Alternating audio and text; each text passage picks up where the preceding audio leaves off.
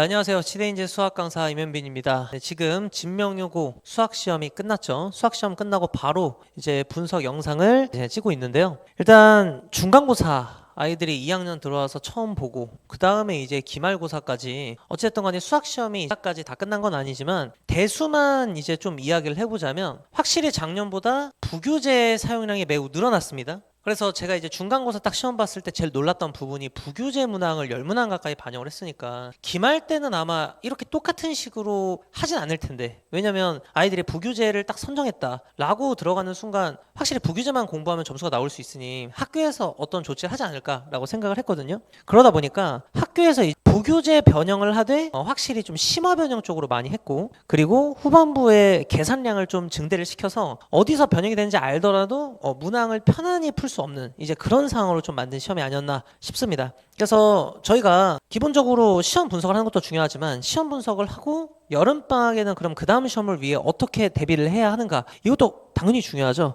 그래서 제가 이 두 가지를 토대로 말씀을 드리도록 하겠습니다. 우선 제가 컨텐츠 룸에도 올렸던 이 문항별 출처, 이거를 한번 제가 말씀을 좀 드릴 건데요. 그 앞쪽에 보시면 그냥 교과서나 기초 유형서에 나와 있는 문항들 위주로 구성이 되다가 확실히 여기 10번 때부터, 중간고사 때도 마찬가지였죠. 이렇게 부교재 올림포스 문항들, 그 문항들을 구성을 했습니다. 부교재가 이제 올림포스 기출이라서 제가 이렇게 같이 써놓은 겁니다. 10번부터 이제 그 밑에까지 객관식은 모든 문항이 지금 부교재 문항들 10번 이후로는 구성이 됐고요. 그리고 단답형에서 이제 17번, 18번, 19번까지 이제 교과서 그냥 일반 문항 나오다가 뒤에 있는 맨 마지막 세 문항이 올림포스 기출에 대한 변형으로 출제가 됐습니다. 같은 올림포스 이제 변형 문항이지만 어떤 점이 좀 차이가 있냐면요. 확실히 난이도가 높은 문항들은 원래 문항이 어려웠다, 이런 측면도 있지만 이제 다른 문항이랑 결합해서 변형을 하거나 아니면 함수나 뭐 이런 이제 특정 조건들 있죠. 그런 조건들을 바꿔서 이 문항이 변형 문항인지는 알겠으나 원래 푸는 방법과는 조금 다른 이제 이런 심화 변형을 좀 추구를 해서 문항을 만든 게 확인이 됐습니다. 대략적으로 제 생각에는 1등급을 우리가 맞는다 라고 하면 저는 이제 등급 컷 자체를 예상을 할 때 78점 정도 아니면 76점 정도로 대략적으로 예상을 합니다. 제가 컨텐츠룸에 올린 거는 76점 이라고 올렸는데요. 이게 여기보다 낮아질 것 같지는 않고요. 근데 아이들마다 이번에 시험 보고 나서 제일 많이 하는 말이 실수했다요. 그러니까 뭔가 부교재 체험은 이제 아이들이 저희 반에서 워낙 많이 풀어봤기 때문에 부교재에서 많이 나온 건 아마 아이들이 인식을 많이 했을 거고요. 근데 단점이 뭐냐면 이미 머릿속에서 알고 있다라는 전제가 되니까 이제 다음 문항을 풀어내기 급급하죠. 그러니까 이 계산에는 많이 신경을 좀 못 쓴 것 같아요. 내가 이 문항을 알고 있다에 이제 조금 초점이 가다 보니까 아예 몰랐을 때는 하나하나 할 때도 조심조심하지만 뭔가 이 문제를 의미를 알고 있기 때문에 계산을 할 때 좀 무시하는 경향이 좀 있지 않나 생각을 합니다. 그래서 다 반영해서 계산 실수까지 하면 76점까지 내려갈 것 같고요. 그래서 70점 중후반 형성된 점수가 1등급 컷이다 라고 지금 예상을 하고 있습니다. 일단 출제 구조를 지금 제가 쓴 거를 한눈에 좀 보시면 객관식에 앞으로도 계속해서 올림포스 기출 변형을 내지 않을까. 물론 1학기랑 2학기가 종종 다르게 부교재를 선정하기도 합니다. 다만 진명요고는 지금까지 1학기랑 2학기를 다르게 선정한 적은 없습니다. 그래서 학교에서 이해도 이걸 쓰겠다라는 말은 없지만 거의 99% 쓰지 않을까 생각을 하고 있고요. 그걸 쓴다는 전제 하에 저희가 이제 해야 되는 건 당연히 이 부교재를 방학 때 열심히 풀어야 된다라는 게 이 진명요고 학교의 특성이라고 보시면 됩니다. 그래서 이 서답형 맨 마지막 문제 같은 경우는 이제 아이들이 시간 압박이 너무 심해서 거의 손도 못 댄 친구들이 많아요. 그래서 기존에 100점 나왔다는 친구도 100점 안 나올 정도로 중간고사 때보다는 확실히 어려운 시험이 아니었나 생각이 듭니다. 그래서 주요 문항 한번 보시면 일단 이렇게 10번 같은 문항이 원래 중간고사 때는 문항 하나 낼 때 이제 올림포스 기출에서 한 문항 갖고 와서 변형해서 내고 이런 식이었다면 이번 시험은 두 문항에 있는 조건을 결합해서 변형을 해서 원래는 되게 쉬운 문항인데 조금 어려운 문항으로 만드는 이제 그런 추이를 좀 보였고요. 그리고 이제 12번 이거는 이제 제가 수업 시간에 제가 매우 중요하다고 했었던 문항 중 하나입니다. 서로 다른 삼각형이 나왔을 때 반지름의 길이 또는 사인의 비 또는 마주보고 있는 변의 길이의 비를 통해서 사인 법칙을 활용하는 문제, 매우 중요하다고 했기 때문에 저희 반 아이들은 이제 다 맞았을 거라 생각을 하고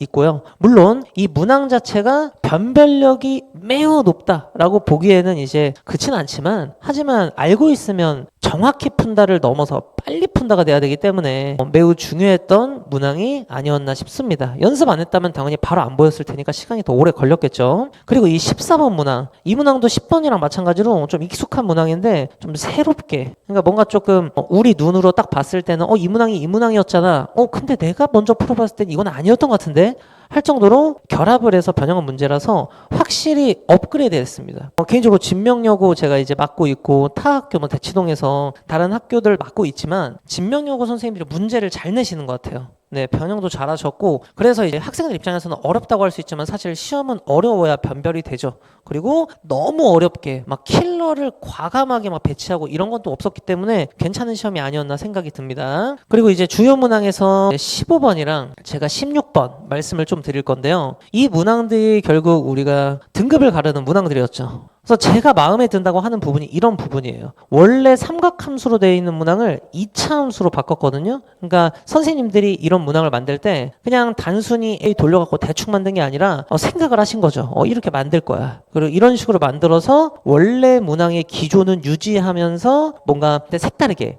내려고 노력을 정말 많이 하셨다는 겁니다. 그래서 외형이 새로워져서 당황은 했지만 특징은 유지를 해서 변형했다라고 볼 수 있는 문항이었고요. 16번 같은 경우도 마찬가지입니다. 아이디어는 같지만, 그러면 아이디어를 같다는 얘기는 그 문항이 원래 쉬웠으면 금방 풀겠죠. 근데 이 문항 자체 원체가 계산이 좀 많거든요. 그러다 보니까 아이디어는 같지만 숫자 변형을 해도 계산량이 대폭 증가하기 때문에 별로 바꿀 게 없었어요. 그러면 이 문항 같은 경우도 학교 선생님 입장에서는 변형을 한 거죠. 그리고 또 우리가 푸는 문제들이 다 모의고사 문항이잖아요. 올림포사 기출이. 그러다 보니까 이 모의고사 문항들은 나중에 수능으로 연계가 될 거란 말이죠. 그러니까 확실히 모의고사를 너무 많이 훼손시켜서 어렵게 되면 그거는 내신형 문제가 되는데, 별로 훼손을 시키지 않고 조금 변형해서 모의고사 스타일에 맞게끔 문항을 출제했기 때문에 굉장히 좋은 문항이다. 그래서 아이들이 이 문항을 공부했을 때도 그렇지만 시험에 봤을 때도 이거를 풀면서 결국 수능을 위한 대비까지 같이 할 수 있는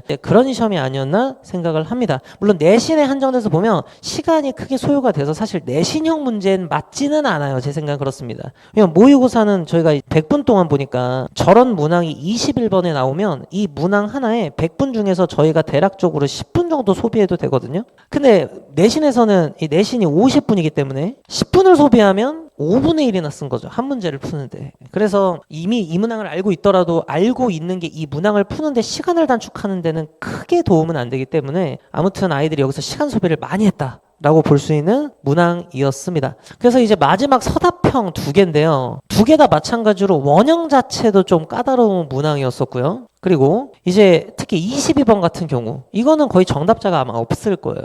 맞았으면 뭐 한두 명 정도 맞았을 수 있지만 여기까지 오는 데가 일단 힘들고요. 그리고 이번에서 굉장히 이제 등차 수열 구조 자체를 딱 등비 수열 발문으로 주니까 아이들 입장에서는 야, 이거 나 풀 줄 아는데 뭐였지? 그리고 또 마음도 급해요. 이제 거의 다 왔으니까. 그래서 좀 예술이었다. 문항 정말 잘 바꿨다라고 할 정도로, 네, 제가 원래 웬만하면 학교 시험 보면서 칭찬 잘 안 하거든요. 근데 문제 정말 잘 냈다고 생각을 합니다. 이런 아이디어를 여기서 이제 발휘를 해서 변형은 유지를 하고 기조는 유지를 하고, 그리고 너무 벗어나지 않게끔 아이들이 줄을 잘 세워질 수 있게끔 출제한 시험이 아니었나 생각을 합니다. 그래서 이 22번이 제 생각에는 시간상 그리고 난이도상 제일 어려웠고 의답률이 제일 높을 거라 생각하는 입니다. 그래서 이 시험을 보고 나서 우리가 이제 여름방학에 뭘 해야 될까? 이거를 한번 제가 말씀을 좀 드릴게요. 사실 지금 이제 2학년쯤 오면 이게 학부모님보다 사실 학생들의 학원을 선택하거나 아니면 공부를 한다거나 이런 게 파워가 더 강해지는 시기거든요. 고3 되면 아예 뭐라고도 할 수가 없고요. 그래서 지금 뭔가를 해보자 이런 느낌보다 대화하는 도중에 어떻게든 아이한테 조금 전달될 필요는 있다. 학생들이 보는 게 중요한데 학생들은 관심이 별로 없죠. 네, 지금 다른 과목 시험 보고 있기도 하고 시험 끝나면 내 점수 보고 싶지도 않으니 일단 이건 학부모님께서는 알고 계셔야 한다. 그래야지 이제 무언가를 선택하고 아이가 조금 흔들릴 때 바로 잡아줄 수 있는 그런 지지대가 됩니다. 그래서 저희가 여름방학 때 진명요구는 뭘 해야 되냐, 이면빈 수업을 들어야 된다, 뭐 이게 아니라 진명요구는 무조건 부교재 부교재입니다. 부교재 선점. 사실 부교재나 프린트를 과감하게 활용하는 학교는 아니었어요. 진명여고가. 작년까지만 하더라도 올림포스 유형, 올림포스 그냥 기본 교재를 썼었죠. 근데 그 올림포스 교재가 너무 쉽기 때문에 사실상 그 문제집을 별로 활용을 안 했었는데, 제가 2학년만 그러면 모르겠는데 지금 제가 1학년을 담당하고 있진 않지만 저희 연구실에 선생님께서 진명여고 1학년을 담당하고 계시거든요. 그 지금 진명여고 부교재가 올림포스를 엄청 좋아하는 것 같아요. 진명여고는 올림포스 지금 유형편을 쓴다고 하는데 여기서 굉장히 많이 반영이 됐다고 합니다. 그러니까 진명여고 학교 전체가 자체적으로 이제 부교재를 많이 쓰자라는 분위기로 가고 있다는 거예요. 그럼 저희가 해야 되는 거는 당연히 1학년도 마찬가지고 제가 지금 맡고 있는 2학년도 마찬가지겠지만, 부교재를 쓰고 있기 때문에 당연히 그 부교재를 뭐 해야 되냐면 무조건 선점을 해야 된다는 얘기죠. 개학하고 나서 열심히 풀면 원형 풀고 시험 보기 때문에 변형은 손도 못 대는 경우가 많습니다. 그래서 방학 때 미리 부교재 문항들을 많이 풀어보자. 어떻게 변형될지를 아이가 알아야 되지, 제가 아무리 여기 앉혀놓고 부교재 열심히 풀어 해도 스스로 안 풉니다. 그래서 제가 수업 때 부교재의 많은 문항들, 원형 문항, 변형 문항까지 싹 다 이번 기말고사 때 풀었고요. 그래서 이제 확실히 중간고사 때보다 점수가 오른 친구들, 시험이 어려워졌는데 점수가 오른 친구들이 많아요. 그래서 그 부분까지 말씀을 드리고요. 그래서 지금 아이들 시험 보고 있는데 모두 고생한다 라고 이제 말 전해주고 싶고요. 그리고 그 뒤에서 묵묵히 이제 지원해주신 학부모님께 다시 한번 감사드린다 말씀을 드리고 싶습니다. 그래서 내일은 이제 현장 간담회가 진행이 되는데요. 이 영상을 보시고 오실 수도 있고 안 보고 오실 수도 있지만 내일 현장 간담회 때 뵙도록 하겠습니다.